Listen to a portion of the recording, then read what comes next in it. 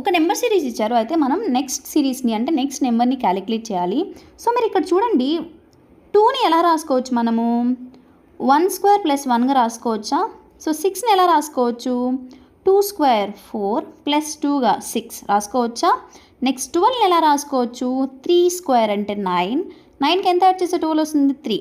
So దీన్ని ఎలా రాసుకోవచ్చు 4 square 16 plus 4, 30ని 5 square 25 plus 5. Next ఏమొస్తుంది 6 స్క్వేర్ ప్లస్ 6, 6 స్క్వేర్ అంటే 36, 36 plus 6 42 is the answer. So మనం ఈజీగా గివెన్ క్వశ్చన్ని చూడంగానే మనకి లాజిక్ అనేది మైండ్లోకి వచ్చేస్తుంది. ఎప్పుడు వస్తుంది ఆ లాజిక్ అనేది మైండ్లోకి? మనకి లాట్ ఆఫ్ ప్రాక్టీస్ అనేది చాలా అవసరం ఒక టాపిక్ మీద.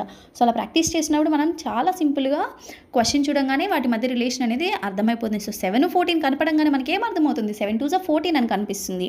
సో 9, 18 కనిపించగానే 9 2s 18 అని కనిపిస్తుంది. సో అలానే మనము వీటిని కూడా ఈజీగా ఫైండ్ అవుట్ చేయొచ్చు.